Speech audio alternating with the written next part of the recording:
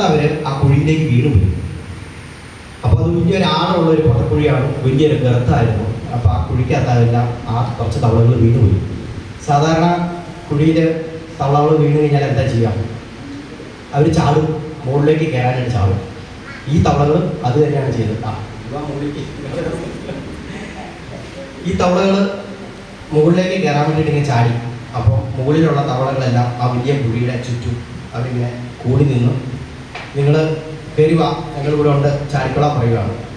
അപ്പോൾ ഈ തവളകളെല്ലാം ഇങ്ങനെ ചാടും, കുറച്ച് തവളകൾ ഇങ്ങനെ ചാടിക്കൊണ്ടിരിക്കണം. പക്ഷേ ഈ കുഴിയുടെ ആഴവും എല്ലാം കാരണം ഇവരെത്ര ചാടിയിട്ട് മുകളിലേക്ക് വരാൻ പറ്റുന്നില്ല. അപ്പോൾ എന്നാലും അവരിങ്ങനെ ചാടുവാണ്. അപ്പോൾ മുകളിൽ നിന്ന തവളകൾ വിചാരിച്ചു, ഇനി എന്താണേലും യുവമാരൊന്നും ചാടി കയറാൻ പോയില്ല, ഇത്രയും വലിയ കുഴിയാണ്, നമുക്കിവിടെ നോക്കിയിട്ട് കാര്യമില്ല. അപ്പോൾ ഒരു കാര്യം ചെയ്യും, ഈ താഴെ നിൽക്കുന്ന തവളകളോട് കാര്യം വിളിച്ച് പറയാൻ പറഞ്ഞു. അപ്പോൾ ഈ മുകളിൽ നിന്ന് തവളകളെല്ലാം പറഞ്ഞു, എടാവേ ചാട്ടം നിർത്തിക്കോ, ഇനി നിങ്ങൾ രക്ഷോടിയല്ല, ഇത്രയും വലിയ കുഴിയാണ്, ഞങ്ങൾ പോവാ, ചാടിയിട്ടൊന്നും ഒരു കാര്യമില്ല എന്ന് പറഞ്ഞു. അപ്പോൾ ഈ തവളകൾ പിന്നെയും ചാടുക, എങ്ങനെയെങ്കിലും കയറണം. അപ്പോൾ അവരിങ്ങനെ ചാടി ചാടി ചാടി ഇങ്ങനെ ഇരിക്കുവാണ്. അപ്പോൾ മുകളിൽ നിന്ന് തവളകളെല്ലാം നിരുത്സാഹപ്പെടുത്താൻ തുടങ്ങി, എടാ നിർത്തിക്കോ, നിങ്ങളിത് ചാടി ഇവിടെ കിടന്ന് ചാവുകയുള്ളൂ, ഒരു രക്ഷയില്ല, നിങ്ങൾ കയറി വരത്തില്ല, വലിയ കുഴിയാണ് എന്ന് പറഞ്ഞ് കളിയാക്കാനും കൂടി വിളിക്കാനും ഇവർ ചീത്ത വിളിക്കാനും കൈയടിച്ച് ഒച്ചയും വെച്ച് ബഹളമെല്ലാം വെച്ച് ഇവരെ നിരുത്സാഹപ്പെടുത്തിക്കൊണ്ടത്. അപ്പോൾ ഇത് കേട്ട് കഴിഞ്ഞപ്പോൾ ഈ ചാടിക്കൊണ്ടിരിക്കുന്ന തവളകളുടെ മനസ്സിൽ തപ്പു, ചാട്ടത്തിൻ്റെ സ്പീഡ് കുറഞ്ഞു, പിന്നെ ചാടുന്നില്ലാതായി, ചില തവളകൾ വീണ് ചത്തും പോയി. പക്ഷേ ഒരു തവള മാത്രം അവൻ പിന്നെയും ചാടി. അവരോരോ തവണ ചാടുന്തോറും ഇവ മുകളിലേക്ക് നോക്കും. അങ്ങനെ ആ കുഴിയുടെ പകുതി വരെ മുകളിൽ വന്ന് ഒടുവിൽ അത് സംഭവിച്ചു. ആ തവള മാത്രം കുഴിയുടെ മുകളിലെത്തി. കണ്ടു നിന്നവർക്ക് ഭയമായി, എടാ ഇത്രയും വലിയ കുഴി നീ ചാടി കടന്നോ, ഇതെങ്ങനെ സംഭവിച്ചു? അവർക്ക് പേടി, ആശ്ചര്യം, ഭയമെല്ലാം വന്നു. അവർ ചോദിച്ചു, ഞങ്ങൾ ഇത്രയും നിന്നെ കളിയാക്കിയിട്ടും ഇത്രയും നിന്നെ അവമാനിച്ചിട്ടും ഇത്രയും നിന്നെ നിരുത്സാഹപ്പെടുത്തിയിട്ടും നീ എന്തുകൊണ്ട് ഇങ്ങനെ കയറി വന്നു എന്ന് ഈ തവളയോട് ചോദിച്ചു. തവള പറഞ്ഞു, സുഹൃത്തുക്കളെ, എനിക്ക് ചെവി കേൾക്കാൻ പാടില്ലായിരുന്നു.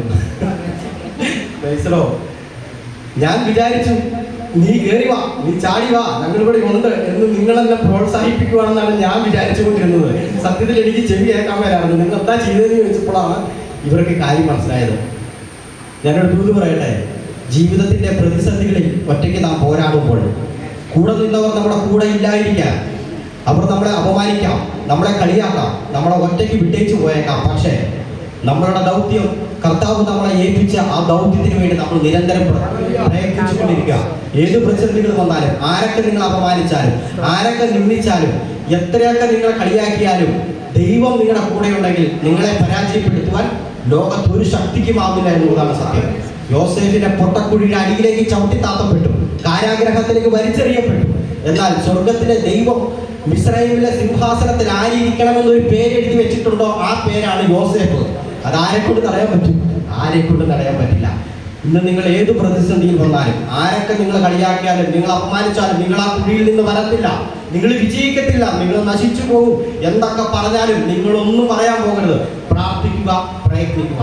ഇന്നല്ലെങ്കിൽ നാളെ ഇവരുടെ മുമ്പിൽ നിങ്ങൾക്ക് നിവർന്ന് നിന്ന് പറയാൻ പറ്റും. എന്താ പറയുക? ദൈവം വലിയവൻ. My God is almighty great.